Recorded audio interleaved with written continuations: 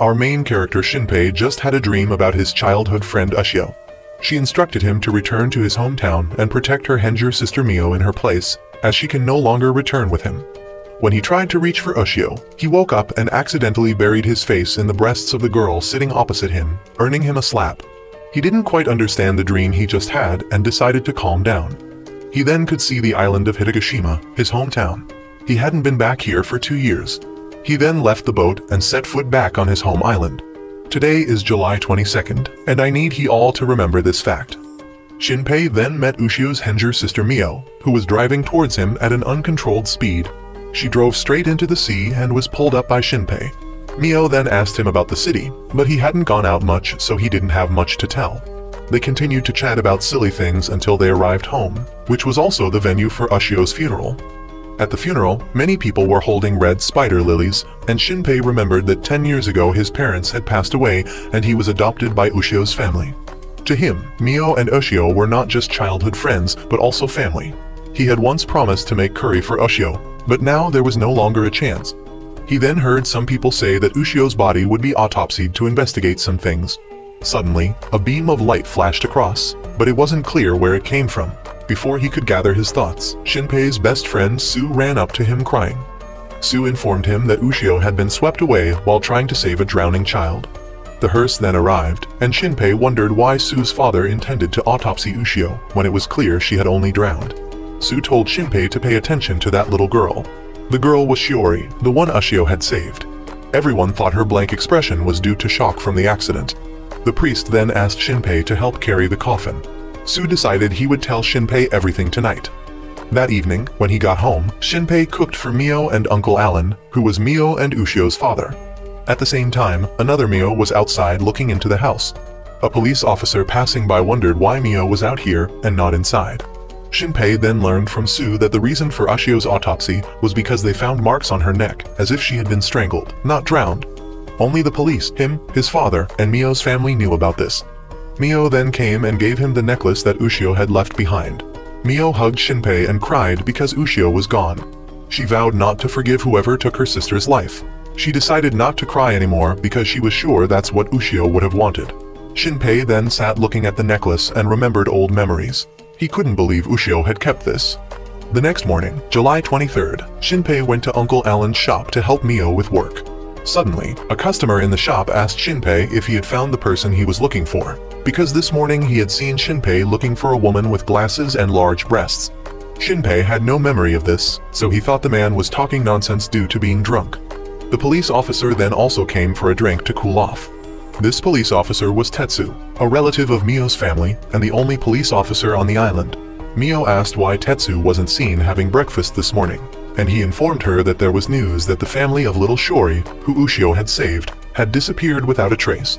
People suspected that the family was in debt and had run away. Mio ran off, forcing Shinpei to chase after her. He found Mio near that family's house, and Mio revealed that a week ago, little Shiori had shown strange behavior. Specifically, when they went to catch bugs on the mountain, the girl said she saw someone exactly like herself.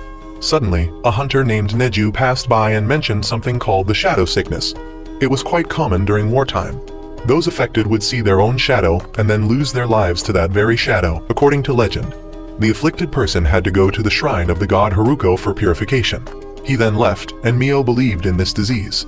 Because 3 days before Ushio died, both sisters had gone to pick up trash, and they both saw Ushio's shadow appear right in front of them. Shinpei tried to stay calm and reminded Mio of her promise not to cry anymore. He decided to take her to Haruko's shrine for purification. They both went to the shrine, but no one was there. Suddenly, Mio spotted a figure passing by and pulled Shinpei along to investigate. They searched but found nothing, and the path ahead led to dangerous ruins they couldn't enter. Suddenly, a gunshot rang out, and Shinpei ran to investigate. He encountered the woman who had sat across from him on the boat. She had been shot and tried to pull Shinpei close to say something when she was suddenly shot in the head. Shinpei discovered that Mio had been captured by her own shadow. The shadow shot and killed the real Mio right in front of him. Shinpei was also shot, and then he suddenly woke up at the beginning, returning to the moment when he had his face in the other girl's chest. Shinpei saw the scene of the day Ushio drowned while saving the little girl Shiori. He still didn't understand what was happening right then. Suddenly, he woke up with his face in the girl's chest and got slapped again. The girl asked if he was okay because he had been screaming a lot in his sleep. He realized she was the woman who had been shot in his dream. He didn't want to ask too much, but felt this wasn't the first time he'd been slapped. He then checked his phone and realized it was only July 22nd, while the day he and Mio went to the shrine and were shot by Mio's shadow was the 23rd.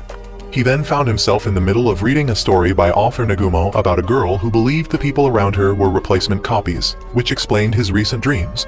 He went back up to the shore, once again ignoring his dream, but the scene of Mio racing towards him on her bicycle was similar to before, making him think he was experiencing deja vu. He then pulled Mio up and realized her bike's brakes had been cut by someone. The events that followed repeated as in the past, with everyone behaving and talking just like in his dream. He met Uncle Alan again, attended Ushio's funeral, and again heard that Ushio might have been strangled to death. The light shone again, and most importantly, there was the little girl Shuri. He remembered that her family would disappear tomorrow, and if everything continued to repeat as in his dream, it meant the shadows really existed. That evening, while having dinner at Uncle Alan's house, he suspected that Ushio had really been killed by the shadow, and that Mio would soon suffer the same fate. He then asked permission to go outside for some air. As soon as he got outside, he suddenly discovered that Officer Tetsu had met Mio out there, but the real Mio was clearly inside and not wearing a uniform. This Mio stabbed the police officer to death and then took a picture to copy his shadow.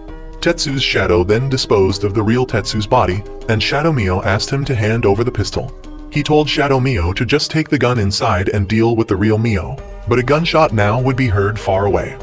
Shinpei realized this was the truth, and then his phone rang, causing Shadow Mio to immediately rush over and stab him in the neck. Shinpei couldn't react in time, and his soul was separated from his body. He began to show signs of time travel and heard someone's voice. He couldn't hear clearly, but the last sentence was, "Protect Mio." He returned to July 22nd once again, this time at the moment he stepped off the boat. He realized the voice he had just heard was Ushio's. Mio was rushing towards him at this point, so he stood up to block her and got knocked into the water. He couldn't swim, so Mio had to dive in to save him. Meanwhile, the girl on the boat was hanging from a tree.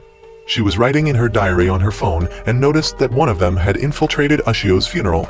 That evening, Shinpei called Tetsu to tell him to go to the bar because there was a fight there, aiming to keep him away from Shadow Mio, even if it meant getting scolded for false reporting.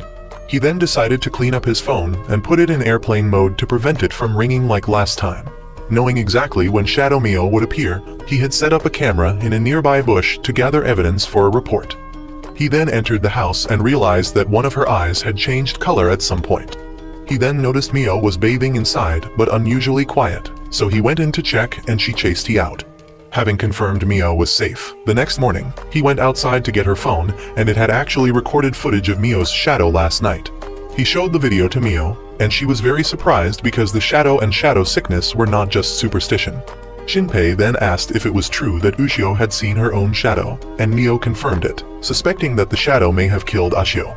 Mio was worried because little Shuri had also seen the shadow and was in danger, so she wanted to go check. But Shinpei decided to go check himself and leave Mio at home.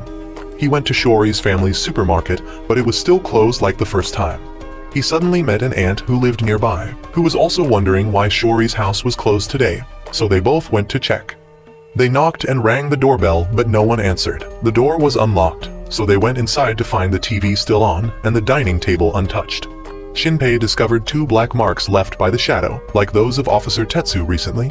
Then Shinpei decided to go upstairs to check. He knew the 2 marks from earlier were from Shuri's parents, so where was the little girl? He was about to turn on the light when the shadow's light shone on him. He noticed little Shuri was behind him, and was certain this was the shadow, but he pretended not to know anything. However, the girl started to bring out the shadow to threaten him. Luckily, the aunt called him, causing Shuri's shadow to run away. As he regained consciousness, the shadow seemed to have escaped through the bathroom window. He then left and realized that if he didn't do something now, the girl on the boat would be shot dead. He decided to go look for her and remembered she had a large suitcase, so people would likely notice. He then went to several lodgings to ask. The uncle here didn't remember any girl as he described, until he mentioned she had quite large breasts. Then he recognized her immediately. Unfortunately, they only knew the girl had passed by, but didn't know where she was now. He helplessly returned to Uncle Alan's shop. Mio had just arrived to ask about things when Officer Tetsu came looking for him. He was angry because last night he gave false information, but he changed the subject. They then talked about how Shiori's entire family suddenly disappeared, while Shinpei saw that Tetsu seemed to still be truly alive. He then gave Ushio's phone to Shinpei. A few days before the accident, Ushio had asked him to keep it and give it to Shinpei if he had the chance, as if Ushio knew what would happen to her. Sue also came by at this time, so Shinpei had to tell Sue about the shadows. He asked if there was any way to distinguish between people and shadows, but there wasn't yet. However, all three chose to trust each other and Mio suggested going to the Haruko shrine to ask for sure. But Shinpei knew Mio's shadow was nearby, so he didn't rush and wanted to wait until tomorrow. Sue reminded him that tomorrow was the island's festival day, but the crowd gathering tomorrow would make it difficult for the shadows to act freely. The three then set up a code to distinguish each other. It then started raining, so Mio and Shinpei tried to run for shelter. They took temporary shelter at the bus stop, and Mio asked him how long he planned to stay here. He originally only planned to stay for the funeral day and then return to the city, but now with this situation he had to stay longer. Mio then decided to give Ushio's necklace to Shinpei. The next day, while Shinpei was still sitting and thinking, Sue came looking for him. Although Shinpei didn't say the code, this attitude was enough for Sue to recognize Shinpei. Sue's Henjer sister, Taoki, also came. Sue hadn't told his sister anything, so they could be at ease about Taoki. All four then went to the festival together. Sue had listened to Shinpei blame himself for leaving the island and causing Ushio's death. Sue had to remind Shinpei that Ushio's death wasn't his fault, and now he had the duty to protect Mio. If he couldn't do it, Sue would do it instead. Shinpei realized Sue still had feelings for Mio. The two raised their voices, causing the two Henjer sisters to come in and check. Sue lied that they were talking about boy stuff, so Taoki brought up the incident of Shinpei running into Mio's bathroom to question him, causing Sue to threaten to skewer Shinpei. Sue then got serious and said that after the fireworks, they could go ask the shrine priest about the shadows. Suddenly Shinpei saw Ushio's familiar figure and decided to chase after her. He chased for a long time but couldn't see Ushio anywhere. He ran all the way to the beach and actually met Ushio there, but he noticed the necklace on Ushio's neck and realized she wasn't the real Ushio because they had held her funeral 2 days ago. He knew this Ushio was a shadow, but this Ushio seemed to have realized that the last thing she saw was sinking into black water and the pain, and indeed she should have been dead. But she must have returned because she had regrets with Shinpei. Specifically, she wanted to express that she really liked Shinpei. He asked her what she wanted, and she realized today was the festival, so she wanted to go to the festival with him. Shinpei noticed that this Ushio didn't see herself as a shadow, but truly saw herself as Ushio. She then ran back to the festival, forcing Shinpei to chase after her. He had to try to hide Ushio for fear others would see her, and while they were running, Shadow Mio discovered Ushio. Ushio asked why they had to hide. Shinpei said directly that she had really died, and if someone discovered her it would be a big problem, so for now just hide here. Ushio didn't understand, so Shinpei had to sit down and explain what had happened. Ushio seemed to remember everything but nothing related to the shadow, and she also had no intention of attacking him like other shadows. Suddenly Mio called and Ushio grabbed the phone. Mio momentarily heard Ushio's voice and stood frozen, until Shinpei took the phone. Then she thought she had misheard. Mio had asked him to come to the shrine because they had finished the fireworks. He then had to take Ushio to a corner for her to hide and then return. He then returned to the others and also said the password to be sure. Everyone was around the bonfire and Sue suddenly said Ushio must be watching them, startling Shinpei because he thought he meant it literally. Sue then called Mio to a corner. Taoki said Sue was about to confess to Mio, but Taoki knew Mio already had someone else in her heart. Sue then frankly confessed his feelings to Mio, but Mio regretfully had to refuse because she only saw Sue as a friend. Suddenly Ushio wearing a mask came to encourage Sue, but everyone immediately recognized Ushio because of her voice, hair, and figure, which couldn't be mistaken. Ushio couldn't hide anymore, so she had to reveal herself. But Mio and Sue both saw her as a shadow and asked Shinpei to stay away, but Shinpei held on to Ushio. But he suddenly squeezed Ushio's hand and arm tightly. Shinpei started to glitch and everyone realized Shinpei had also been turned into a shadow. Ushio tried to tell everyone to run away, but it was too late. 10 minutes earlier, on the way back, Shinpei had encountered Shadow Mio. She had dealt with many people here and quickly rushed to grab Shinpei. She knew about being secretly filmed and how Shinpei somehow knew she would come. She thought the plan was almost complete so no one else could interfere. She then called out Shadow Shinpei. This shadow had Shinpei's memories, so it knew about his ability to rewind time.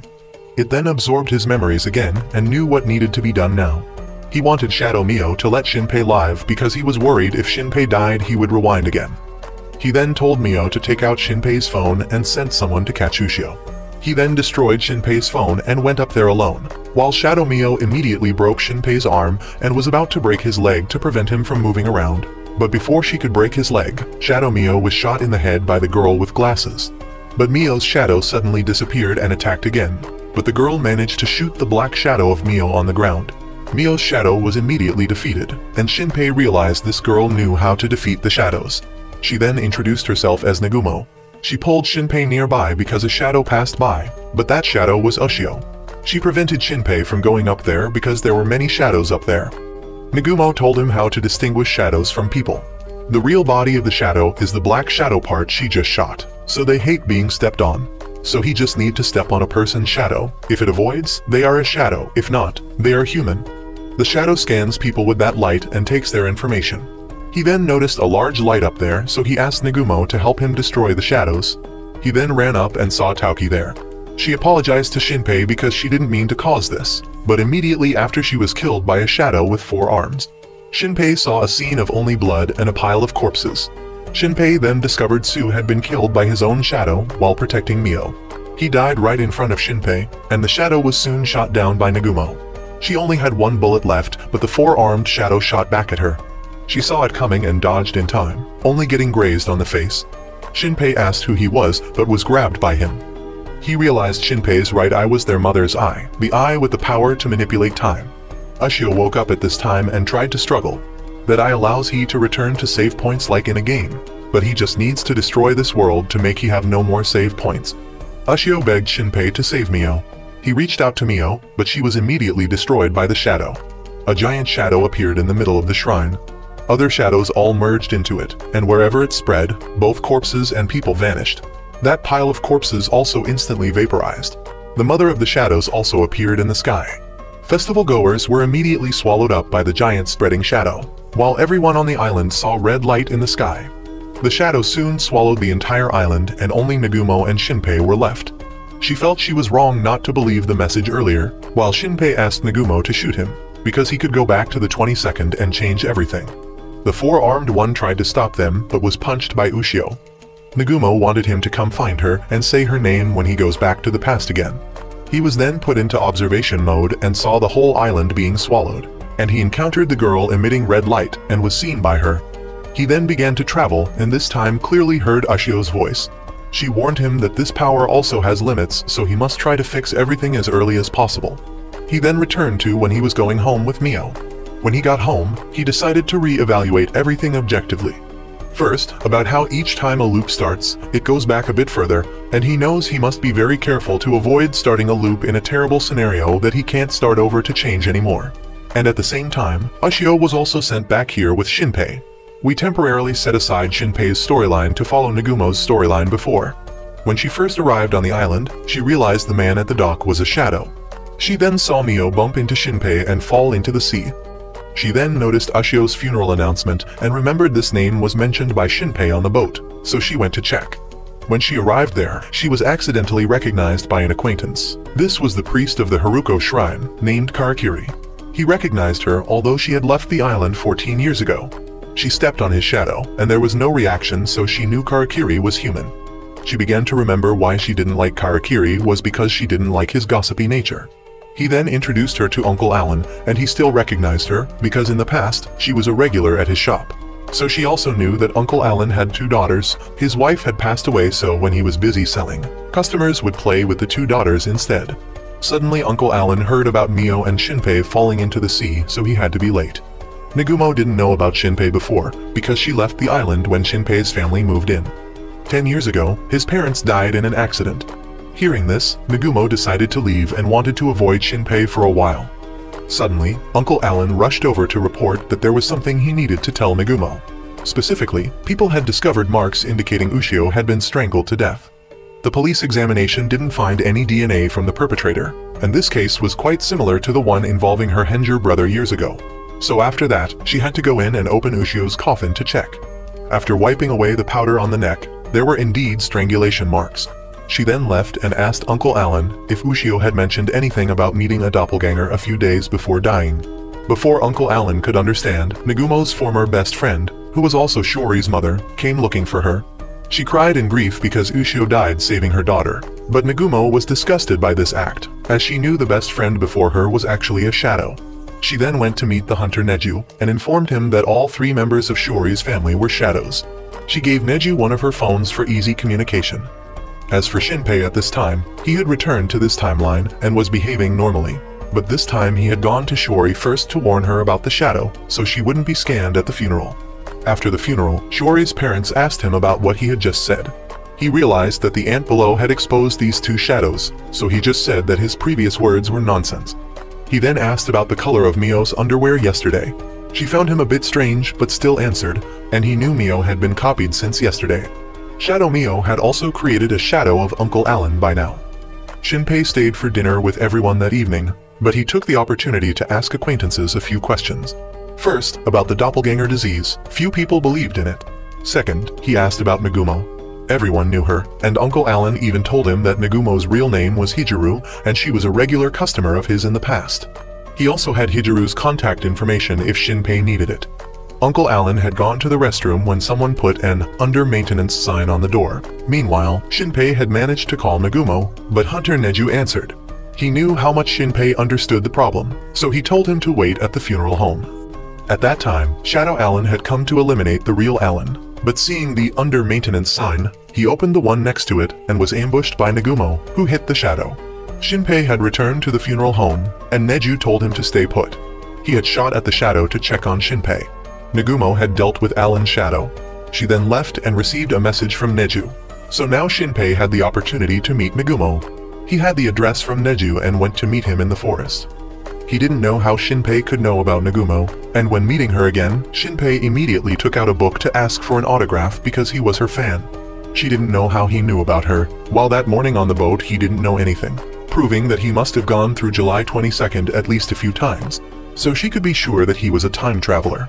Shinpei didn't need to hide anymore and confirmed it, but she asked if he had met her Henjer brother yet.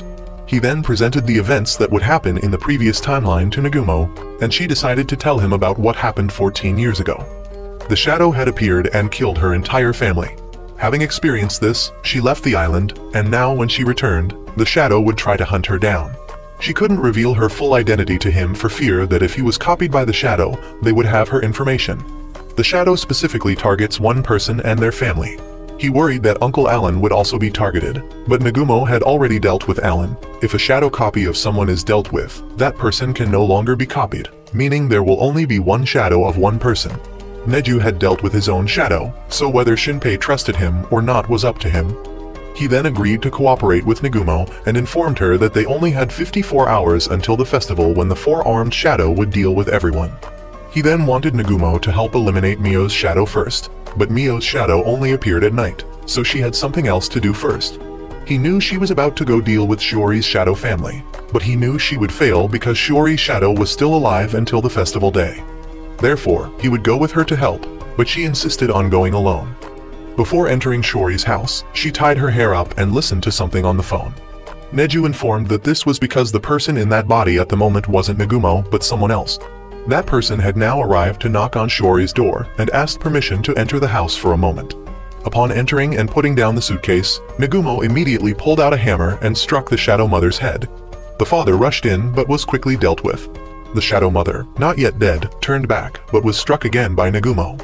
Neju told Shinpei that the reason Nagumo didn't want him to enter was because she wanted to figure out for herself why she had failed and how Shiori managed to escape. If he had gone in with her, it would have caused some unforeseen events. In Nagumo's body, there were two personalities and two people, Nagumo herself, or her real name Hijuru, and the second personality, her twin brother, Ryu no Suker, shortened to Ryunosuke. 14 years ago, Ryunosuke was murdered and had many bite marks on his body. Hearing Nagumo's scream, Neju had rushed over at that time. Everyone thought Ryunosuke was bitten by dogs, but Nagumo said Ryunosuke was murdered. There were marks on his neck similar to Ushio's case this time. Everything was connected, and Neju vowed to eliminate all the shadows.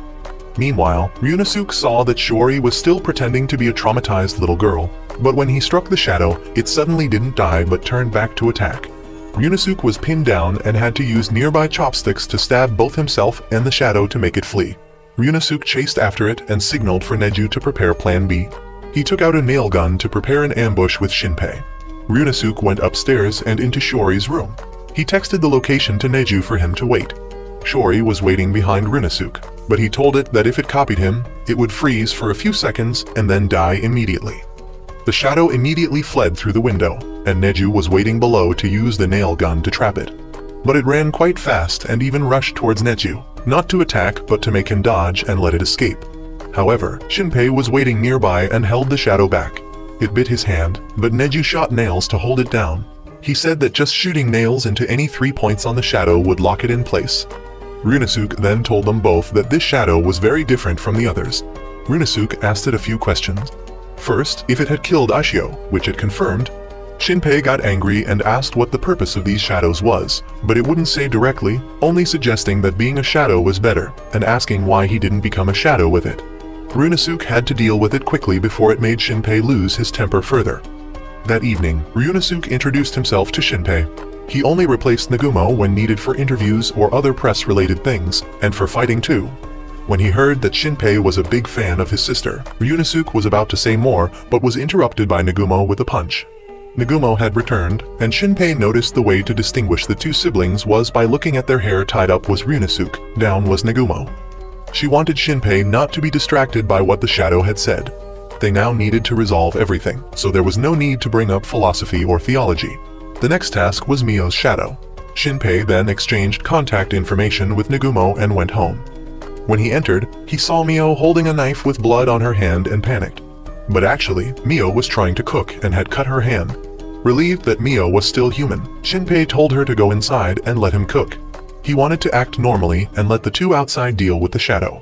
Suddenly he heard a stomach growl and thought it was Mio's, but actually it was Ushio who had returned to him.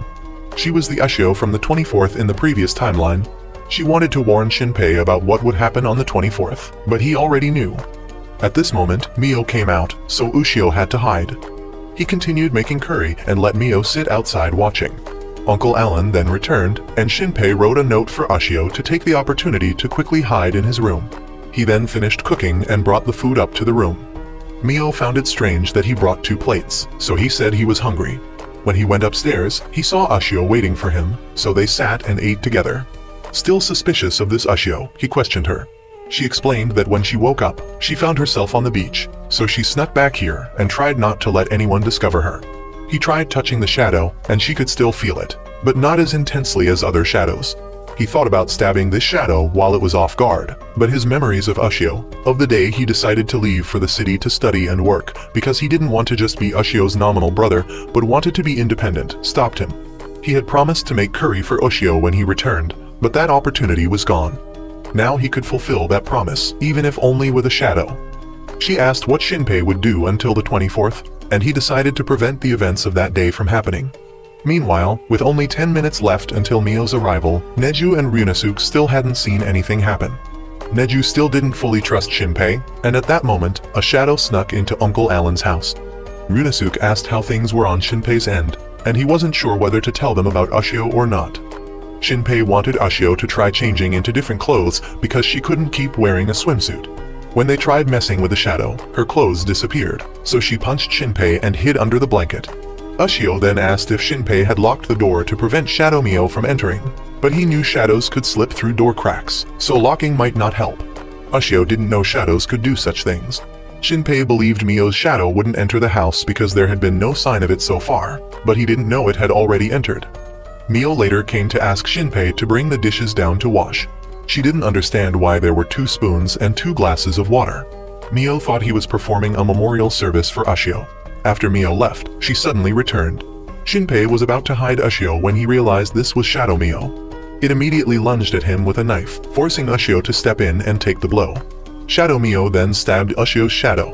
Panicked, Shinpei ran to the window and opened the curtains for Neju to see. He drew his knife in defense while Shadow Mio asked why Ushio had sided with humans.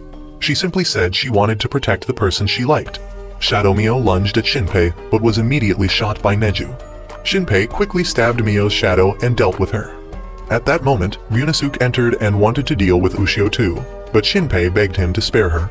He knew Ushio was a shadow but different from the others, having the mind and emotions of the Ushio he knew and having sacrificed herself to save him twice. So he asked Runosuke to let it go and help treat Ushio's injured arm. Nagumo had to return and said that if he was wrong, she would kill him to make him return to the loop again. But Ushio was only worried about the real Mio. Nagumo informed that the real Mio was still bathing, so there was no need to worry. Nagumo then realized Ushio's voice was the one that had guided her back to this island. Ushio was then taken to wash her physical body. Her arm would temporarily disappear, but Ushio didn't mind. Nagumo asked Ushio about the guiding recording. It was indeed Ushio's voice, but she couldn't remember anything. Nagumo then stated that Shadow Mio had started to show differences, likely coming to eliminate him because they knew Shinpei had helped her deal with Shiori's house. This proved the shadows had some way to communicate with each other, so she was worried this would apply to Ushio as well and didn't want to go together with both Ushio and Shinpei. Shinpei then had to accept separating and also warned her about the temple the next day.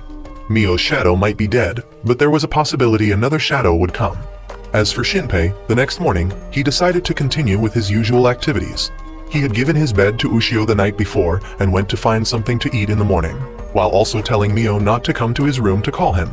He then brought back Ushio's original shell necklace, wanting her to look at it and remember what had happened. Meanwhile, he went to the store and met Sue again. Both of them then went outside and Shinpei also brought an umbrella as a precaution. He led Sue to the beach and introduced him to Shadow Ushio. Sue was so shocked that he froze. He then felt guilty because he had let the real Ushio die that day, but Ushio gave him a kick to snap him out of it. Shinpei then gave Ushio the phone he had obtained earlier. She found that the password had been changed, but she could still open it with the fingerprint, and inside there was a video recorded at this very location. The video was recorded by Ushio, and she also introduced her shadow to Shinpei. She knew that if he could watch this, she must have died, and the only one who could open the phone was her shadow. She wanted him to be at ease because her shadow was very different and would be his ally. Shadow Ushio was watching and remembering what had happened. It all started on July 17th, nearly a week before the current time. Ushio and Mio had gone to Shiori's supermarket to buy things. The little girl had seen her own shadow on the mountain and even mentioned that she had been feeling like someone was following her lately. She only trusted Ushio, but Ushio didn't listen to her seriously. That day, everyone participated in a beach cleaning event, and Ushio was copied by the shadow at that time. But this shadow appeared in front of both sisters before running away. Ushio followed and saw the shadow's hat disappear. She then went to find Shiori and said she would believe and solve this shadow problem for the little girl. The cleaning event was then over, and the two sisters went home to take a bath.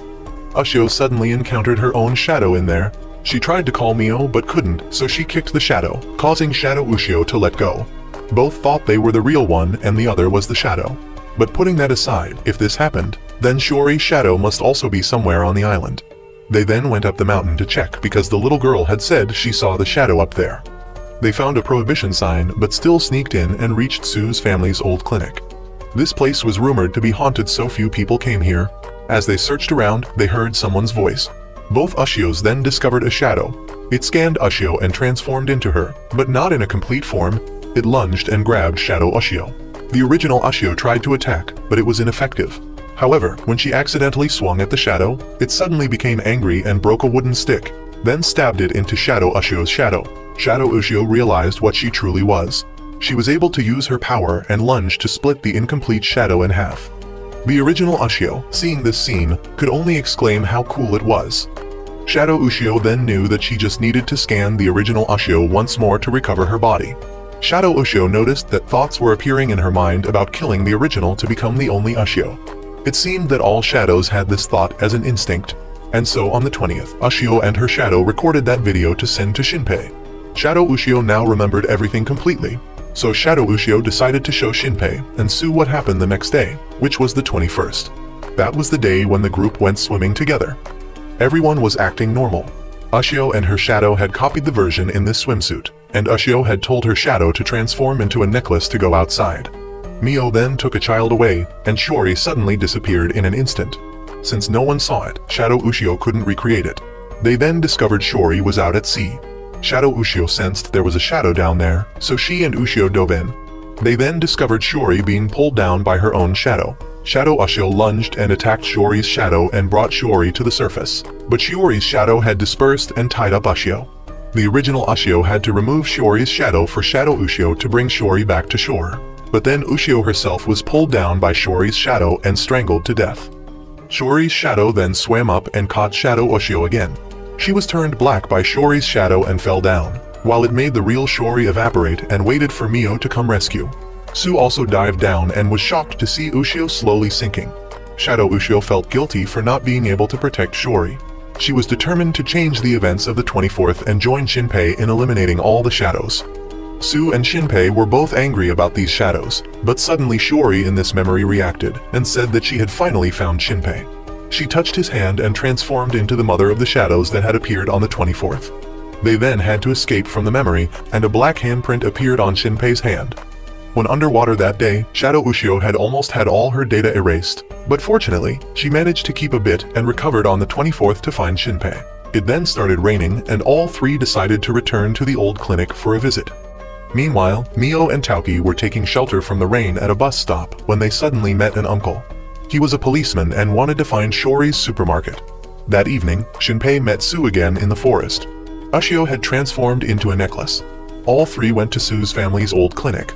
He had come here with Officer Tetsu years ago, but was caught by his father and sent home. At the time, he didn't think much of it, but now he wondered what his father was doing here then. The three then went inside and started splitting up to look for clues. Shinpei hoped to find clues about the shadow disease. Ushio went upstairs to search, while Sue discovered a poison cabinet here. Shinpei was looking through papers when Sue called him over because he had found a strange statue. Looking at the statue holding a fish, they thought it was the fishing god Ibisu, but after searching online, it seemed to be the god Haruko worshipped by the islanders. Haruko was thought to be a deformed god, so this was the first time both had seen a version of Haruko. Suddenly, Shinpei found something strange on the wall. He then called Ushio and asked her to crawl into this crevice to check. She crawled in and scanned herself to see everything inside. She discovered there was a lock inside. Ushio then complained of hunger, so Shinpei took out rice balls for them to eat. After eating, looking at Ushio's full belly made Shinpei realize that this Haruko statue might be female and asked Ushio to check if there was anything inside the statue. She found a key inside and used her hair to replicate it. The door on the wall was opened, and below was a passage. But Ushio knew there were many shadows down there. Sue didn't understand why his family's old clinic had a door that needed a shadow's help to open. He knew his father must be involved. The three then decided to go down to check. Below was a bunker that seemed to have been built during the war. There were traces of someone being copied, but it seemed to have been quite a long time ago. Shinpei wanted Ushio to know that this time she shouldn't recklessly rush into battle, because he could revive in the loop, but he wasn't sure if Ushio could. In the worst case, he would have to wait until the 24th to meet her again.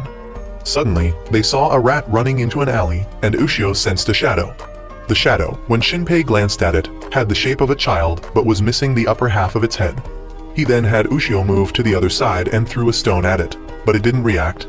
He had to step out to shoot nails, but it dodged in time. He kept shooting, and it rushed out and lunged at Sue. Sue swung his stick, but it merged into the stick and then grabbed him. Shinpei felt pressured about shooting the nails, but if he didn't shoot now, Sue would be in danger. He calmed down and fired 3 shots at the shadow, then had Sue throw it up for Ushio to finish off. Ushio still felt a chill from a shadow ahead, so they decided to continue. Shinpei wanted Sue to try to protect Ushio and not let her die before him. Sue then asked Ushio if she could copy the nail gun, which she could, but the copy couldn't function. Only when the original gun broke or disappeared would the copy become usable. The key from earlier worked because it was a fixed object, but things that need fuel to operate couldn't be copied. However, the copies would have the advantage that if they ran out of ammunition or fuel, he could ask Ushio to recreate them. The three then passed through a cave with many sharp rocks. The strong smell of salt made Shinpei realize they were near the sea. Suddenly, Ushio realized they had been surrounded by shadows. They now swarmed out, forcing Shinpei to tell Ushio to run. Meanwhile, Nagumo and Mr. Neju up there had started to sense something in the sewer, so they decided to go down and check. At the same time, Shinpei's group was forced to run headlong. Sue's stick was now considered useless, but Shinpei noticed that the shadows were only targeting Ushio. Sue had to use a fire extinguisher to deal with them because no creature is unafraid of fire.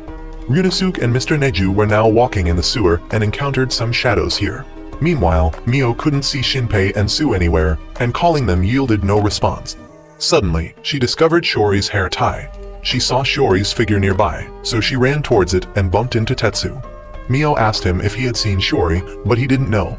However, they both then saw that shadow pointing down to the sewer. Mio had heard earlier that Shinpei was down here, so she wanted to go with Tetsu to search, but he refused because it was smelly and quite creepy down there. He also had a date with his girlfriend, so he didn't want to go.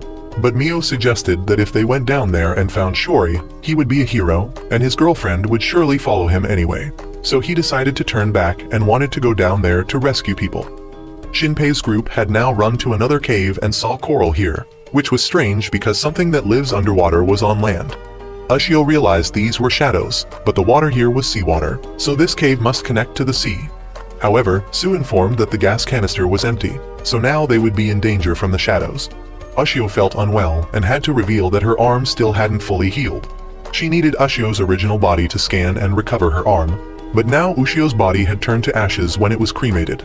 She could now erase this arm to stop the pain, but her fighting power would be reduced. Shinpei wanted to go back and hope to save this arm for Ushio, but suddenly someone appeared, and everyone was shocked when the person accompanying the two shadows was Sue's little sister, Taoki. Meanwhile, Ryunosuke and Mr. Neju were stuck at the steel fence barrier in the sewer. Mr. Neju knew they needed metal cutting pliers to get through. At the same time, they also had to find out more information because this passage could lead to the Hairuko Cave, an old legend of this place. They planned to go find Karakiri's father to ask if he was still alive.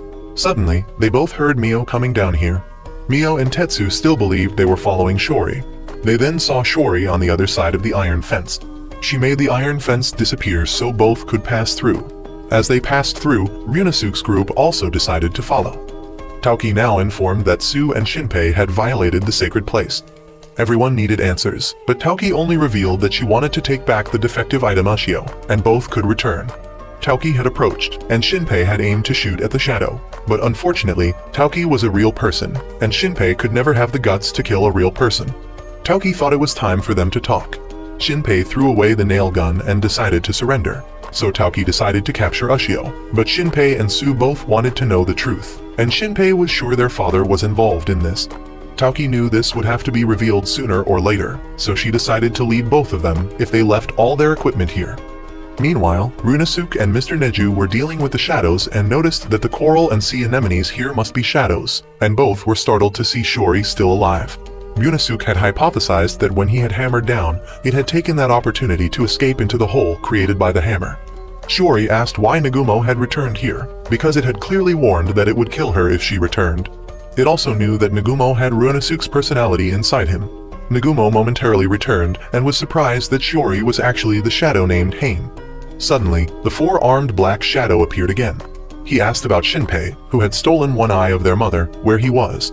Ryunosuke had fired his gun but was blocked by that shadow. Hain had taken the opportunity to scan Ryunosuke and knew that both didn't know where Shinpei was. Seeing no more value, Hain let the shadow kill both of them, but was also careful because it knew Ryunosuke could see 2 seconds into the future. Mr. Neju then had to rush out to take the bullet for Ryunosuke. Ryunosuke tried to shoot back, but the shadow blocked all the shots. He then fired back, forcing Ryunosuke to run away, but he still got hit by 1 bullet. The shadow saw black blood and knew it had hit the liver, so death was certain, and didn't bother to chase. Hain now felt hungry and told the shadow to return because Taoki had caught the 2 people they needed to find. Taoki now revealed that her father had dragged her into this, but he didn't want Sue involved. She herself didn't want Mio to know the truth, so she only hoped Shinpei would keep the secret for her.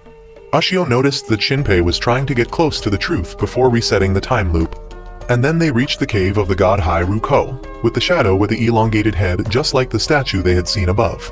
But the owner of that shadow was actually the version of the girl that Shinpei had seen during the festival. He believed that if he could find out her purpose, he would be able to know what she was plotting and stop it. Taoki revealed that this was the first form that the god Hairuko had copied, but instead of letting people call it by the god's name directly, it preferred to be called Hain, and it was also the mother of the shadows. Because Hain couldn't move around lately, it needed a replacement body, and that body was none other than Shori.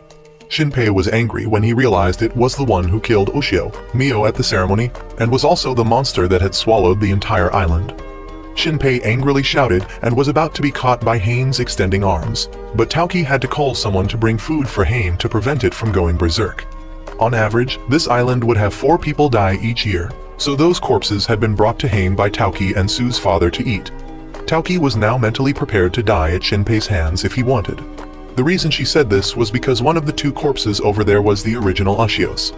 Shinpei was very shocked and asked what had happened to the bones they received yesterday.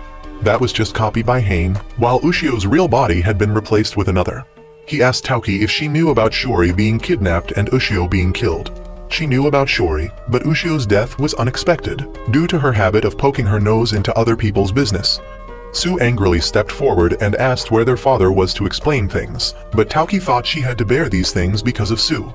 This was the only way for them to keep Hain alive, because if it stayed alive, their mother could live.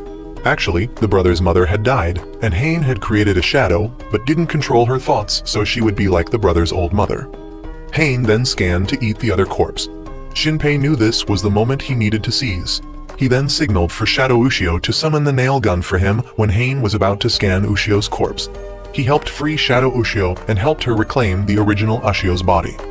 Tauki thought Shinpei was acting foolishly because they could never defeat the shadows, but Shadow Ushio thought Tauki was just being manipulated by the shadows. They were exploiting the weakness of Tauki's family to fill their hungry stomachs. She didn't care if it was a god or whatever, because humans are not insignificant. Hain transformed the nurse beside it into a monster. As she lunged forward, Shadow Ushio also ran up to counter. Shinpei really wanted to repeat to make sure, but now was a heroic moment that he didn't want to miss. After a fight, Shadow Ushio had recovered her arm, and thanks to that, she punched straight into the shadow of that monster and finished it off. Shinpei was now close and had a chance to finish off Hain, but his hand was immediately cut off and the four-armed shadow appeared. He had caught Mio and brought her out to threaten Shinpei's group. Tauki was angry because they had clearly promised not to touch Mio, but they didn't care because the people on the island wouldn't live to see tomorrow. Tauki didn't know what he was talking about because clearly the deal was that tomorrow Hain would only eat one last corpse and leave, while bringing their mother back. As Tauki was angry, Sue had to rush to take the bullet for his sister, but right after that, he fired another shot. Meanwhile, police officer Tetsu had accidentally found Nagumo. She asked where Mio was and learned that Mio had been captured, so she asked Tetsu to take her straight into the cave. At that time, Shinpei had to witness the two siblings from Sue's family pass away. Hain had ordered Shadow Ushio to come over and had started to grab her to fix Ushio. Hain also took Shinpei's eye, but it couldn't remove it from him, so the four-armed one revealed that Shinpei's eye could help him see many parallel worlds and make the world he desired a reality. However, it seemed his power still couldn't fully control the eye, and because they didn't want him to interfere with their plan, they would let him be the last to die when their plan was completed. After saying this, he crushed Mio's head in front of the helpless Ushio and Shinpei. As Shinpei was about to despair, Tetsu fell down here and caused a distraction. Nagumo shot the shadow in the head and then aimed the remaining bullet at Shinpei, but the shadow managed to block it and shot back at her head. However, she had bought enough time for Shinpei to drink the poison he had taken from the clinic. He had previously discussed this with Sue and Ushio, that if things went awry, he would drink the poison and start over.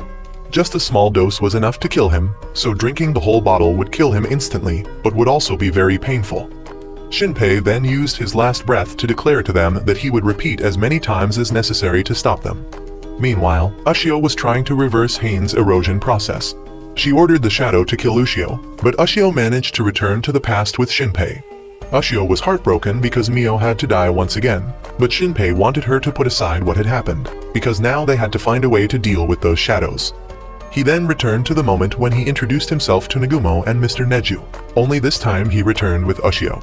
Ushio was overjoyed and rushed to hug Nagumo, while Mr. Neju suspected Shinpei of being an accomplice of the shadows, but Nagumo wanted to know what had happened.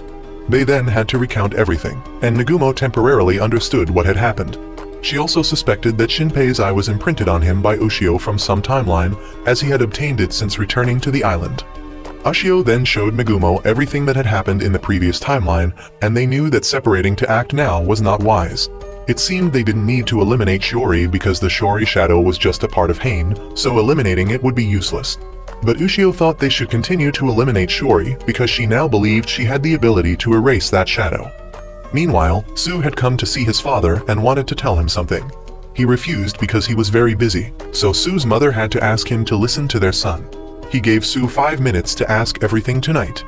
That afternoon, Shinpei's group returned to Shiori's supermarket again to carry out the modified plan this time. Previously, Ushio had explained how she could erase the shadow, and Shinpei also revealed that he knew Runesuke was inside Nagumo. He asked if Hain had killed Runesuke, and Nagumo confirmed it was true, as well as the fact that Hain had once been her friend. Runesuke would still redo all the actions from the previous timeline, and after hearing Nagumo's recorded plan again, Runesuke went in alone. Shinpei was determined to resolve everything, from the four-armed one to Hain. Ryunosuke had now entered again like before, while Shinpei had Ushio go outside. Ushio just realized an interesting thing, that she could recreate the broken nail gun from the previous timeline. Shinpei regretted that this gun had been destroyed, but Mr. Neju had 2 other originals for Ushio to scan. Ushio scanned the second one and erased the original so she could recreate it again and again. Shinpei said that in 2 minutes, Ryunosuke would text to say the plan had changed and Shiori would rush out the window for them to catch so Ushio could erase her. But the person who flew out was Ryunosuke. He wanted the whole group to run away because this time it was no longer the 22nd day that Shinpei had known. The 4-armed one rushed out to deal with Ryunosuke. Hain revealed that in the previous timeline, it had marked Shinpei's hand, so no matter where he ran, it would find him. As the 4-armed one lunged forward, Mr. Neju fired 3 shots at his shadow, but he could still move and quickly disposed of him.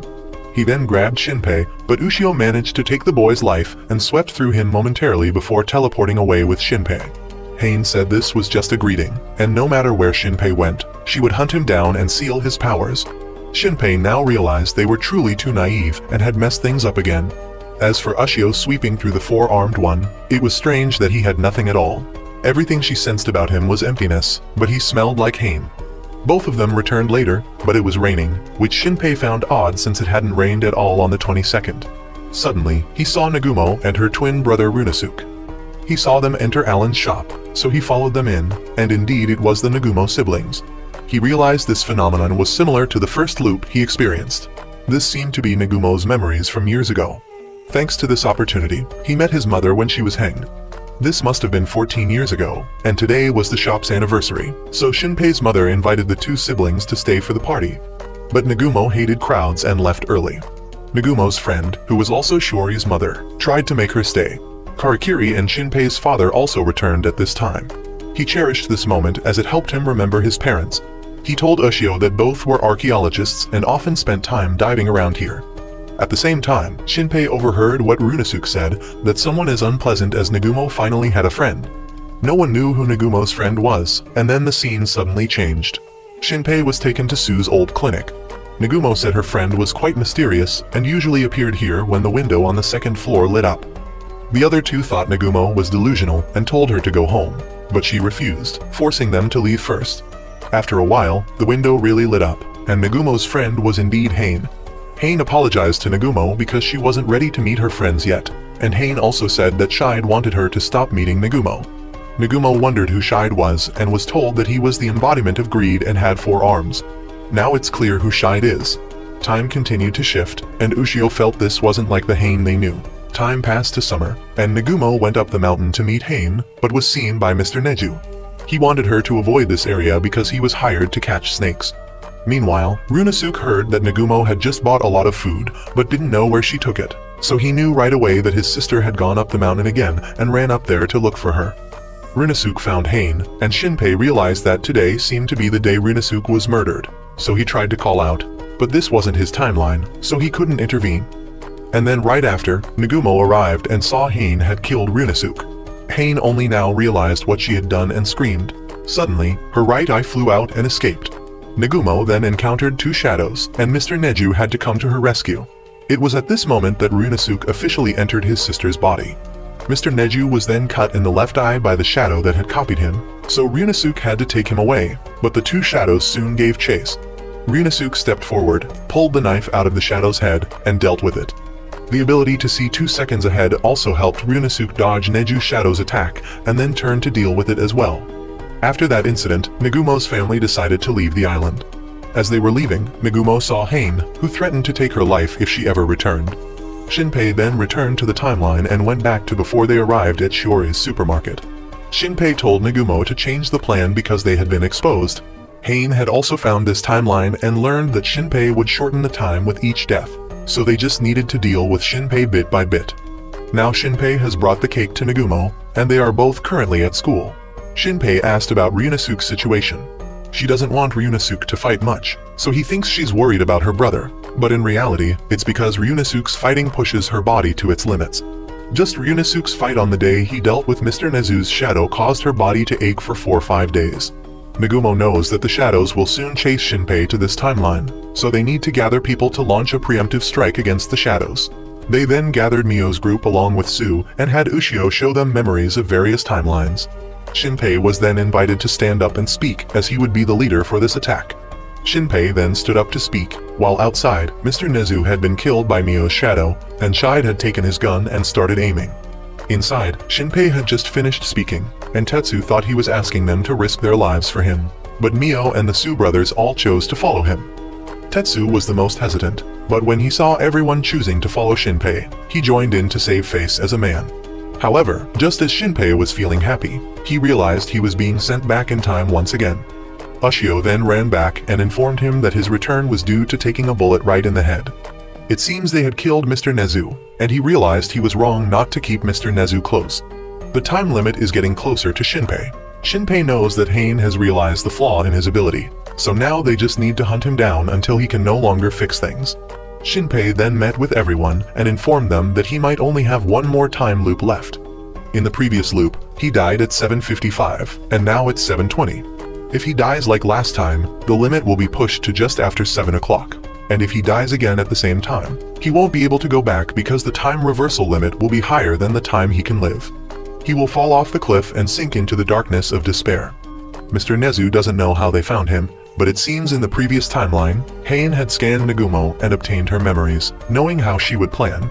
Mr. Nezu is worried that the shadows have scanned his gun, so this place is no longer safe. But Ushio informs that shadow copies cannot move more than 50 meters away from their subject, meaning their shooting range is only 50 meters, and she can detect if they come within range. But Shinpei knows that staying in one place won't help, so he will use the mark Hain left on him to lure her in, and they will launch a surprise attack.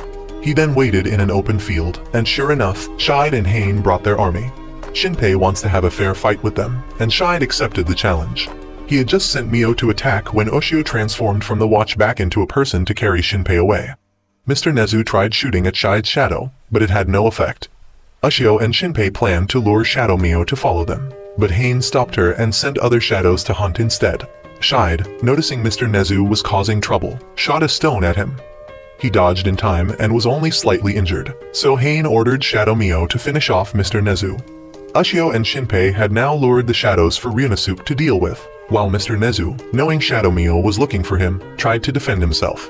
But Mio's group down here was waiting to deal with her.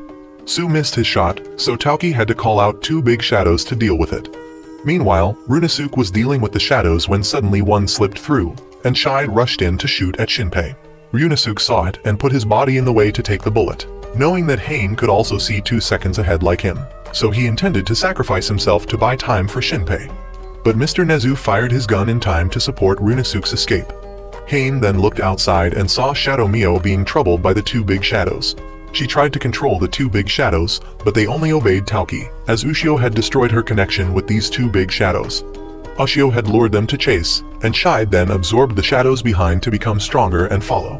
Shadow Mio had merged into the big shadow's hand and was maneuvering to aim at Tauki, but Mio and Sue had pushed her back. At this point, Shide had followed Ushio to the gym, but she threw out a bunch of hair and turned it into gasoline for Shinpei to light. These shadows are also very afraid of fire, so Hain had to separate some shadows from Shide to deal with Shinpei. However, Tetsu fired his gun to attract attention, and Ushio then switched the gun to Shinpei so he could shoot, and Hain was hit. Ushio intended to rush in to erase Hain but hesitated and was caught by Shide. He also shot Shinpei 3 times and decided to let Ushio die before Shinpei to see what would happen. But Ushio was cleverer, revealing a copy of herself first while she punched Shide from behind. She started to erase him, and Shinpei noticed there was a human hand inside Shide's body. Hain then screamed, extinguishing the fire. Everyone had difficulty breathing, and the glass windows began to shatter. They then escaped while Shinpei ran to Ushio. She was injured by the broken glass, while Shinpei had cleverly prepared a homemade bulletproof vest. After that, Nagumo informed them that Hain had removed the air from the gym, creating a vacuum that sucked in outside air, giving them a chance to escape before Ushio could discover the identity of the person inside Shide. However, tonight could be considered a victory because no one lost their life. Moreover, the group had captured Shadow Mio and decided to let Ushio turn her into an ally. Shadow Mio was then officially tamed. She revealed all the information she had to Shinpei's group, from the moment she was created to how she cut the brakes to injure Mio and hospitalize her, then finished her off when she had the chance. The reason Hain created her was to hunt Ushio, who was obviously seen as a traitor. There was also another important piece of information. The reason the shadows hunt the originals is that if the original is alive, the shadow will only live for a week. And since the original Mio is still alive, Shadow Mio only has 6 more days to live. However, that's more than enough time.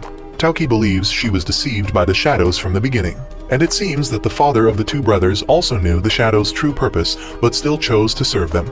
So Su decided to meet his father that night to get clarity. In the evening, Shinpei asked Shadow Mio to protect the original Mio. Shadow Mio noticed that he seemed afraid of her. She also asked if Shinpei had a girlfriend in Tokyo, to which he replied he didn't. He then went with the others to Su's house to find his father. But when they arrived, the door was unlocked. Inside, all the furniture had been erased by the shadows. It seemed they wanted to destroy something here, but didn't know where it was, so they erased everything. The group then went to the hospital and heard the sound of a stuck elevator. Upon checking, they found Su's mother's wheelchair stuck there. Suddenly, a shadow flashed by and hit the morgue door. The group carefully went in and found nothing, but Tauki knew about the secret passage below and easily led the group inside. This was supposed to contain Ushio's body, but it seemed to have been taken through a passage leading directly to Hain's cave. The group then went down together and discovered Su's mother trying to kill the father of the 2 brothers. Ushio rushed in and cut off her connection with Hain, but they found that Su's father had stopped breathing, so the 2 brothers had to try their best to perform CPR to resuscitate him. He really came back right after and realized he couldn't hide anymore, but he still chose to side with Hain and then stole the gun from Su to shoot Tauki. He was about to shoot Ushio when Tauki deflected the bullet, because this was actually Shadow Mio, not the real Tauki. The real Tauki was in the car with Mio and entrusted to Mr. Nezu for protection. The doctor was now allowed to be scanned by Mio to find information, but it seemed his shadow had been created and killed, so he had gained immunity. Hearing this, he was suddenly shocked, and it appeared the shadows had deceived him too. The nurse appeared on the other side, out of Shinpei's shooting range. She brought Ushio's original body and delivered a message from Shide to the group. Ushio wanted to chase after her but was stopped by Shinpei, who knew it was a trap. He knew the doctor would no longer keep quiet as before. The doctor asked them to call the real Tauki here. The mother of the 2 siblings then also regained consciousness, and she now learned the truth that she herself was a shadow. The doctor had informed that if Hain died, all the shadows would die as well. Hain's attempt to fully revive herself was because she wanted to return home to her own homeland, a place where only shadows lived. The doctor had intended to help her so she could take his shadow and his family's shadows along. That's why he didn't care if his 2 children died. But his wife thought he was too selfish and began to make him understand how much the 2 children and the people on this island needed him. He then took out from the safe a notebook containing all the patients he had fed to Hain, including Shinpei's parents. They didn't die in an accident, but were silenced and staged to look like an accident because they had found Hain's cave. When Shinpei wanted to know Shide's true identity, he revealed that he was the first person and the director who established this clinic. That night, as it turned into the 23rd, Ushio came to find Nagumo and told her that she had seen her previous memories. Ushio knew that the eye that had separated from Hain was herself, so she was quite worried that one day she would also go crazy like Hain. But if that happened, Nagumo would handle Ushio herself. Meanwhile, Mio was facing her own shadow. Shadow Mio had revealed all the flaws that Mio was keeping inside, that she always saw herself as inferior to Ushio, which was why she didn't dare express her true feelings to Shinpei. If she hesitated to speak, Shadow Mio would say it all herself. Su was now brought to see his mother's ashes. His family had been serving the shadows for 300 years, and only one member in each generation was allowed to know this secret. Because Su was too kind-hearted and valued human life, the old man didn't want to involve him in this matter. Tauki had advised Shinpei to get some sleep as he seemed to have been awake for who knows how long. Since everyone was here, he could rest assured. Shinpei decided to go to sleep peacefully. Mr. Neju was about to sneak home when Ushio discovered him and wanted to follow. She followed him home and entered his house despite his prohibition, because she sensed a shadow. He had to take her down to the basement where they met his wife who had been turned into a shadow. She was going berserk and he wanted to end it right there. Ushio wanted to help him save his wife, but he didn't like it because it had killed his real wife, so it was still his biggest enemy. He asked Ushio to leave so he could finish it, so she left. The next morning, Shinpei woke up and saw everyone was safe, so he was able to extend his time reversal limit. The group then decided to clear out some of the shadows on the island. They split into 3 groups. Nagumo's group would clear one area, he and Ushio would go to another, while the 2 Mios and Su would go back to help Uncle Alan and protect each other there. Shadow Mio had hinted that Mio didn't like Ushio and Shinpei going together much, But original Mio dismissed it and took out Ushio's original hair for Shadow Ushio to copy and recreate her shortened hair. Before leaving, Mio told Shinpei that after this, she had something to tell him, so she wanted Shinpei to return safely. He then went with Ushio to their old teacher's house. Indeed, she had been killed by the shadow. Most of the children on the island had been taught by her, and they both had many memories and lessons from her, so they decided to avenge their teacher. They then went up the mountain to search and heard children screaming. When they arrived, the teacher's shadow was about to kill 3 children. Shinpei and Ushio came to rescue them and took down the shadows at the same time. But the teacher's shadow escaped and counterattacked, forcing Shinpei to shoot. They then made up a story to trick the children and wanted them to keep secret that Ushio was a shadow. Suddenly, Ushio then said some very strange things unconsciously. But before they could delve deeper, Nagumo called. The group then met and realized that all the houses they investigated only had black marks left. The neighbors just thought these houses had left the island to visit relatives, so they didn't pay much attention. It seemed the shadows were hiding to wait for their plan to be executed tomorrow, so they wouldn't easily appear to be recaptured by Ushio. After that, Shinpei knew what he had to do. He had always wanted to go to a certain place, which was where he had been killed by Shadow Mio for the first time, the Haruko Shrine. His purpose was to meet the priest Karakiri. He welcomed Shinpei warmly and invited him inside. Once inside, Ushio noticed that Karakiri was not a shadow. They chatted casually for a while until he wondered if Shinpei had come to ask about the god Haruko. But Nagumo had already told him about that, specifically that people had hypothesized that Haruko was actually something from outer space with the ability to copy. It had fallen to Earth hundreds of years ago, then copied and transformed into a whale shape, only to be washed up on this island and copy the first girl it encountered before making that girl disappear. Karakiri thought this was just Shinpei's hypothesis, but Shinpei mentioned the existence of the shadows and then turned to throw 2 photos at him. He asked why Karakiri appeared in a photo from ancient times, and of course, he also knew who he really was, the first person to establish the Sioux Clinic, and also the damned 4-armed shadow, Shide. Nagumo and the others were now waiting outside to ambush. Shinpei asked how Shide could have lived from then until now while still looking so hang. The simple answer was that he was neither a shadow nor a human. In previous loops, Shinpei's group had discussed who the 4-armed figure really was. Most had suspected him to be Karakiri because Hain was the god Haruko and Karakiri was the priest of her shrine. Secondly, that 4-armed figure didn't seem like a normal shadow as he couldn't copy or scan anything, but only wore a layer of mud to conceal his identity because he knew everyone knew him. And thirdly, when Ryunosuke was killed by him in the previous loop, when Ushio showed it to Nagumo, she was certain he was Karakiri because Karakiri always made her feel uncomfortable, and this 4-armed figure was no different. Because there was no concrete evidence, they needed to check if Karakiri's hands were burned from the fight at the gymnasium last night. Also last night, the doctor had told everyone the truth that Shide had previously raised Hain so she could bear children, and then had her bear children for him. From then on, the Shide clan had split into 2 branches, one serving the god Haruko, or more accurately Hain, and the other becoming doctors and in some ways also serving Hain. But what was more disgusting was that when Hain gave birth to Shide's son, he noticed the child looked exactly like him, so he made Hain copy his personality and transfer it into the child so he could restore his age. Shide continued this ritual to be reborn many times. Although what he did was disgusting, Shinpei still wanted to ask him why he had killed his parents. He simply thought they died because they were stupid enough to try to reveal the truth about Hain. He knew Shinpei didn't have the guts to shoot him because he was hesitating. He knew Shinpei was wondering why his hands had no burn marks. Ushio repeatedly told him to shoot without hesitation, but he kept hesitating, forcing her to take action herself.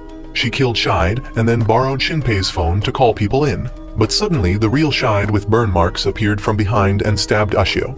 Shinpei fired his gun, but Shide had already put on the black mud layer and thrust the spear straight at him. The others attacked at this point, but it was too late. He knew he had won this time and regretted that Ushio had disappeared. Shinpei then returned to the point where he saved the children in the forest, and this time Ushio indeed did not return with him. Hain in crow form came to gloat about Ushio truly being gone.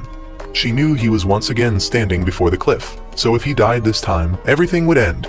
She then sent hordes of shadows towards Shinpei. He suddenly put his hand in his pocket, and she sensed something that made her decide to turn back and leave. Shinpei found Ushio's necklace in his pocket. He then called everyone to inform them, and they were all shocked to hear that Ushio was gone. Shinpei had arranged to meet Nagumo's group on a small island near the sea during low tide. However, the person who just called Nagumo's group was Hain, who had transformed into Shinpei, while Shinpei couldn't make a call due to lack of signal. Shinpei ran back to the shop to find Uncle Alan and ask about Mio's whereabouts. Uncle informed him that Mio had left with Sue to meet him 30 minutes ago, destination unknown. Shinpei was confused about how he still had a copy of himself, as he clearly had gained immunity when dealing with his shadow before. It seemed that Hain had copied him, but the question was how she managed to copy his phone and use it when his actual phone was still with him. Suddenly, Shinpei discovered Shadow Mio tied up and helped her remove the nails. She showed him that Mio had tied her up here out of fear that she would lose control when Ushio died. Shinpei also realized he had been careless because in the previous loop, when his shadow copied the phone and then merged with Hain, she had obtained a copy of his phone. Shinpei then received a call from Nagumo, but Hain answered. She wanted him to choose by giving him the locations of Mio's group and Nagumo's group to see whom he would save. Shinpei decided he needed to do something to change the situation. 10 minutes earlier, Sue and Mio had arrived at Uncle Alan's garden and encountered Shide there. He had transformed into a black mud form, ready to kill them both. Meanwhile, Nagumo's group had become suspicious of Shinpei's call. Nagumo had positioned Mr. Neju and Taoki to be ready to fight if she signaled. She then took a hammer and went alone to the meeting point to meet Shinpei. She spoke information into the phone to transmit to Ryunosuke. Upon meeting, Ryunosuke immediately recognized this was Hain. He wanted her to stop pretending, and while they were making small talk, suddenly Shide bit him from behind. He seemed to have two entities existing simultaneously. He knew Ryunosuke had a 2-second advantage, but Hain had seen through that trick, so Ryunosuke's advantage was gone. Also, Shide was wearing the black mud layer, so Ryunosuke's chances of winning were now almost zero. Shide then attacked, and Ryunosuke knew he was intentionally attacking so that he could dodge and shoot the moment his feet touched the ground. But Ryunosuke knew there was a small delay between when Hain saw 2 seconds ahead and when she sent the information to Shide, so he had to be faster. He used the hammer to block the bullet and then rushed to hit Shide's head, but it didn't hurt him at all.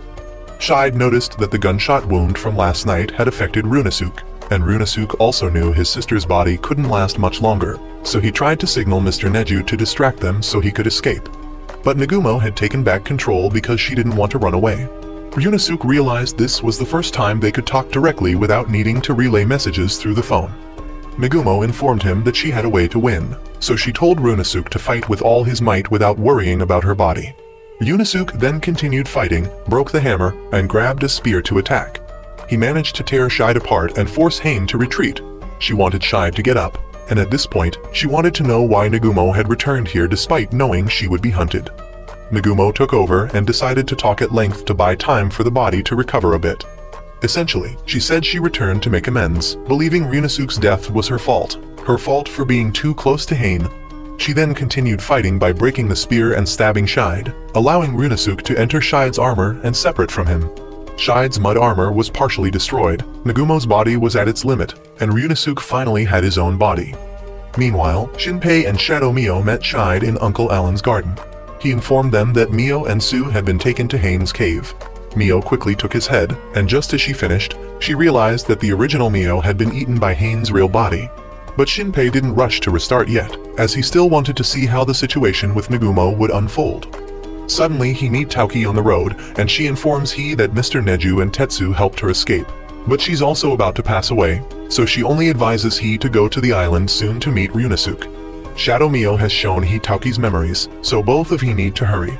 He know now that he shouldn't prolong to avoid exceeding the limit.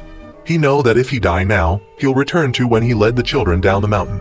He'll try to save Shadow Mio first, then prevent Sue's group and Mio from meeting Shide.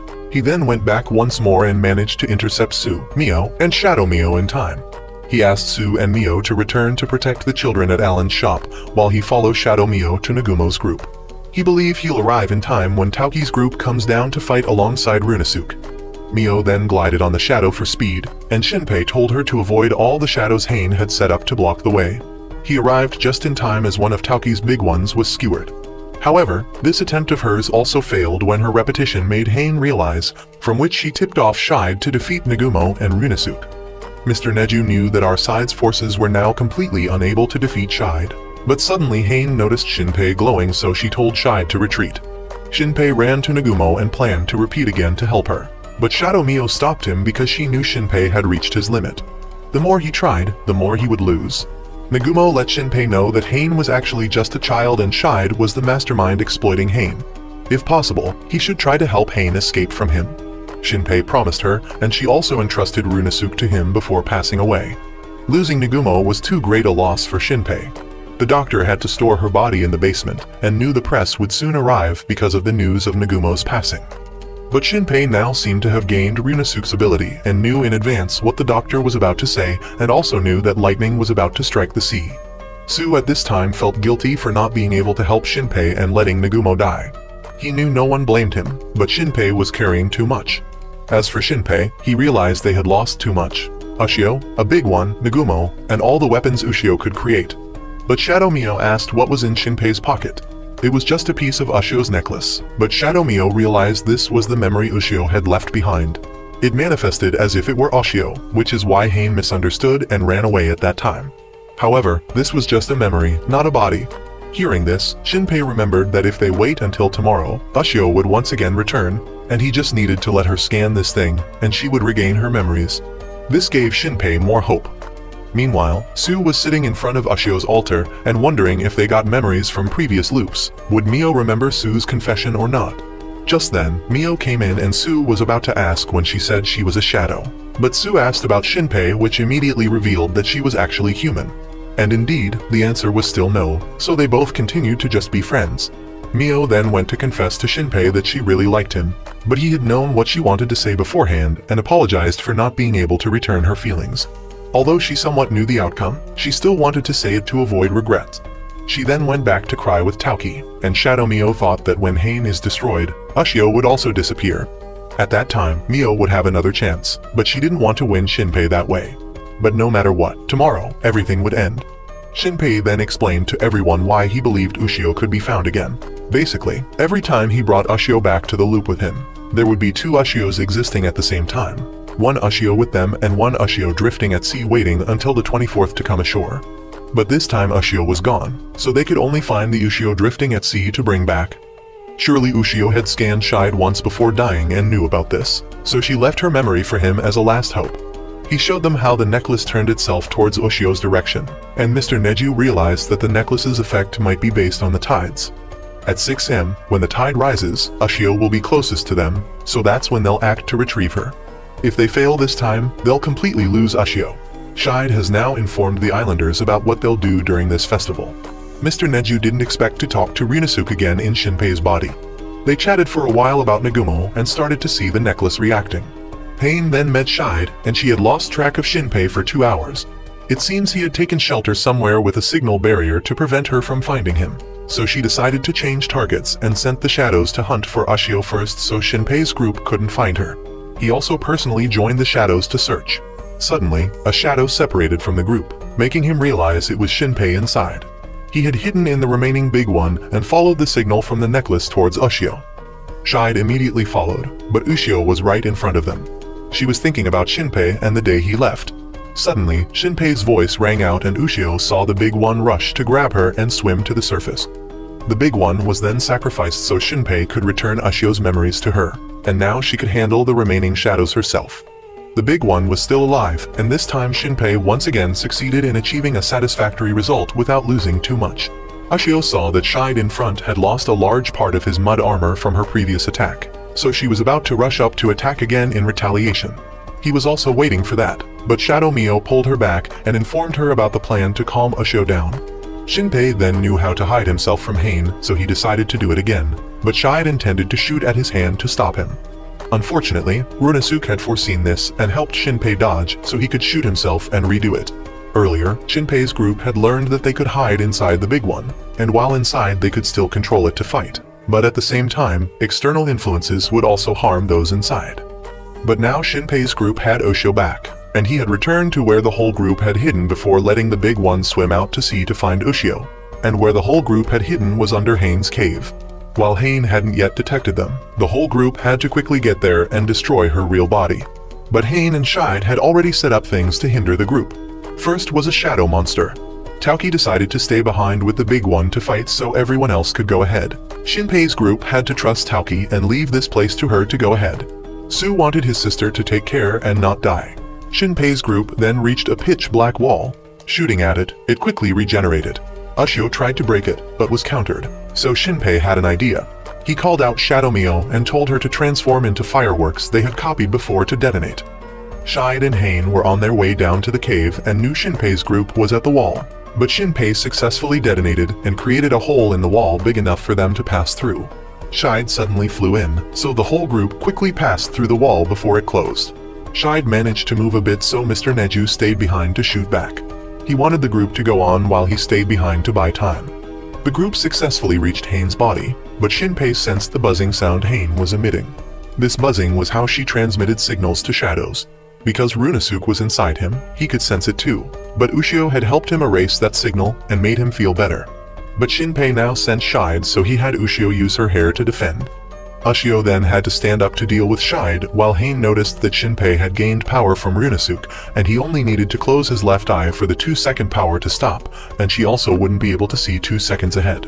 Shadow Mio took responsibility for hurting Hain, and Hain also tried to pay attention to Sue's position.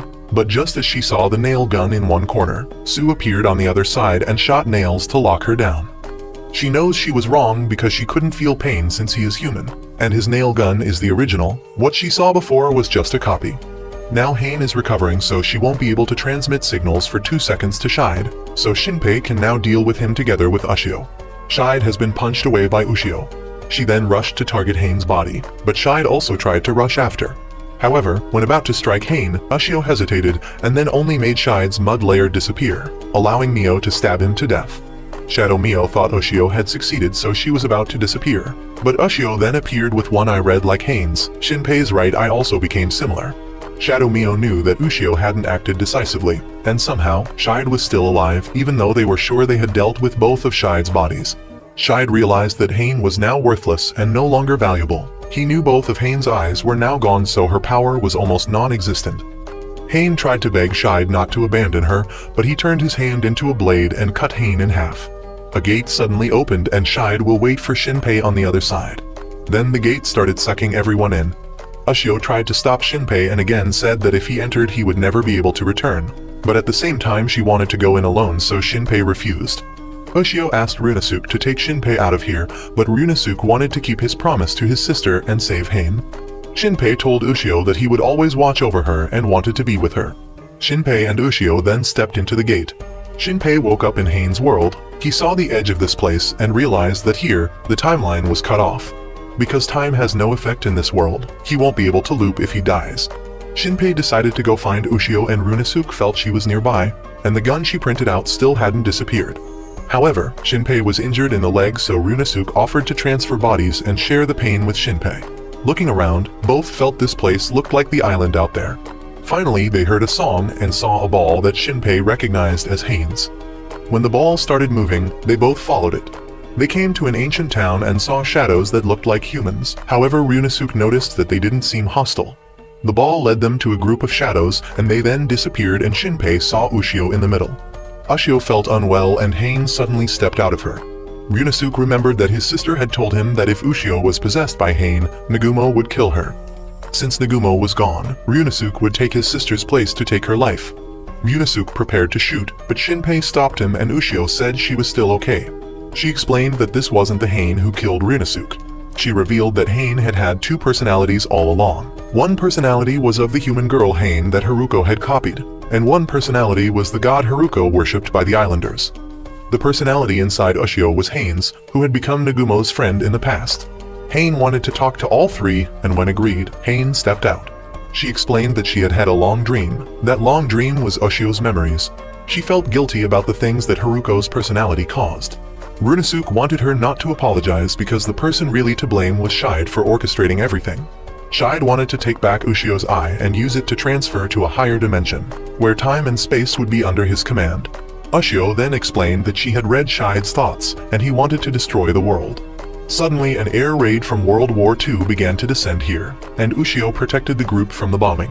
Shinpei said that if Shide intended to take the eye and return to the real world, that means there would be a way for them to use the eye and return.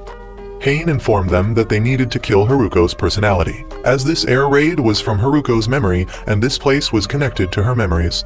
Although it was a day Haruko wanted to forget, it seemed Shide had forced her to remember it. Ushio then realized that Shide was forcing Haruko to relive that day. Hain told the group that she would try to suppress this memory of Haruko's for a moment. However, they should still be careful of Shide's armor. First, they needed to erase Shide's armor, and Ushio was confident she could do it because she had received the fruit from Mio. Then Hain suppressed the memory to stop time. Ushio then jumped from one bomb to another and headed towards the plane where Shide was standing. However, there was nothing inside his armor. Shide asked if she had discovered his secret and attacked Ushio in return. When he was about to touch Ushio's eye, she ate a piece of the original Ushio from when she was hanging and transformed back into a child. Ushio regained her eye and then jumped to slash Haruko. Ushio hacked into Haruko and erased the memory of the air raid. While falling, Ushio contacted Shinpei and said that Shide's real body was in the real world and was controlling the armor through Haruko. Shinpei wondered what was happening with the current armor, and Ushio noticed that the part of Shide's armor she had erased had not yet recovered. So Shinpei knew that if Ushio could completely erase Shide's armor, they would win. Ushio lost consciousness and Shinpei ran to catch her.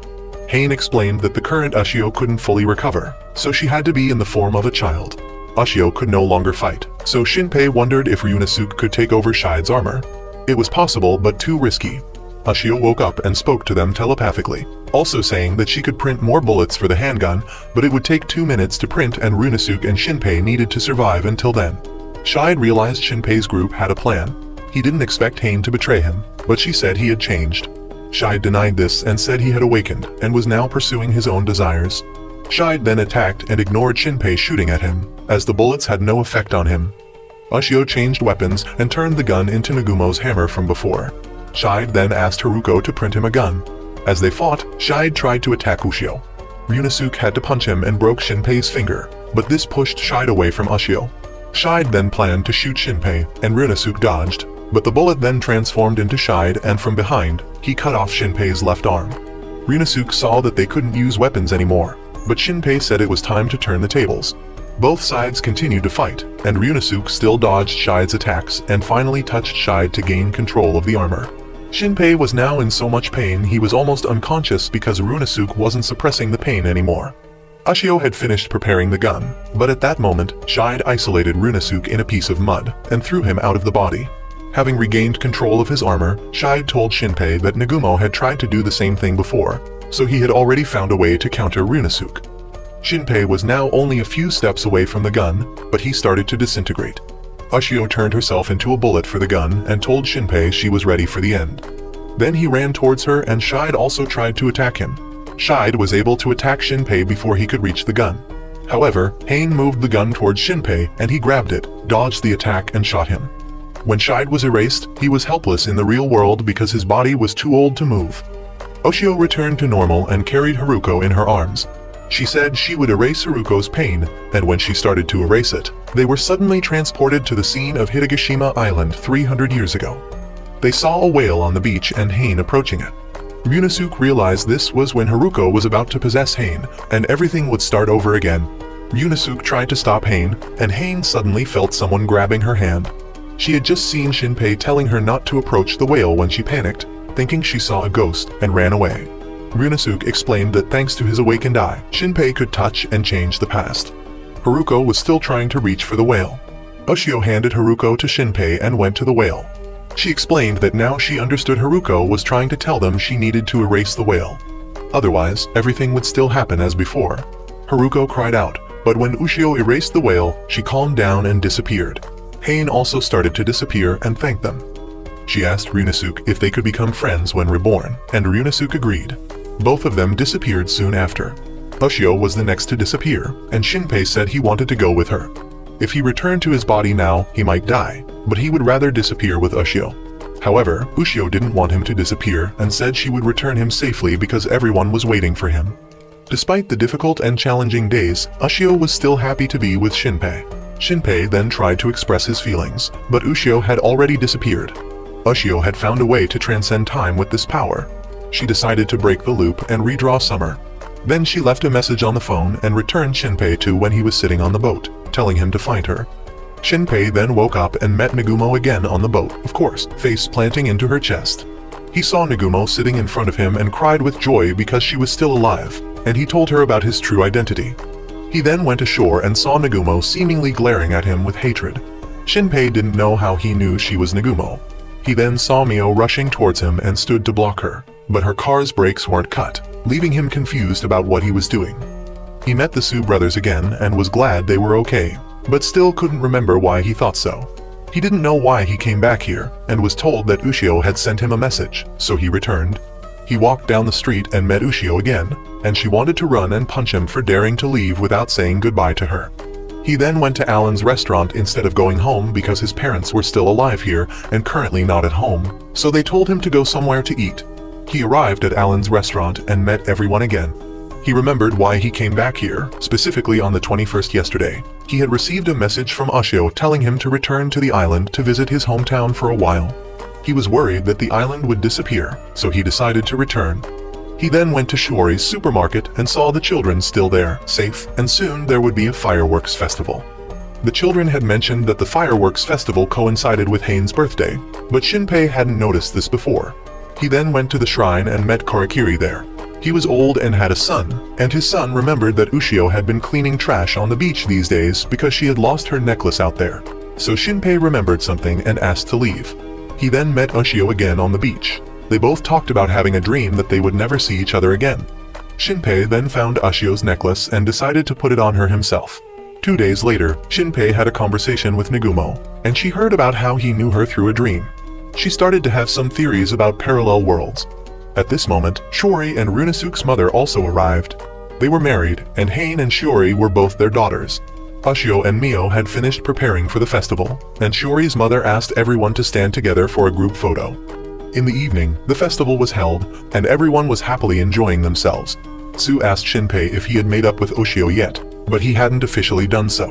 He wanted Shinpei to go to the beach with everyone to watch the fireworks so he could have some privacy with Mio. Shinpei knew that Su still hadn't given up on Mio. When Mio asked, neither of them said anything. He then saw Nagumo constantly writing her novel without rest, so he reminded her that the fireworks were about to start. Ushio then called Shinpei and told him to meet her at the beach to give Su some privacy for his confession, although it was certain that he would be rejected again like last year. However, it seemed that this time Su had made some progress as Mio hadn't immediately rejected him. The two of them, Shinpei and Ushio, then met near the beach. Shinpei had brought food for Ushio, and they officially reconciled from this point. The next day, the 25th arrived, and Mio had made a cake herself to celebrate Ushio's birthday. And here, the film also comes to an end.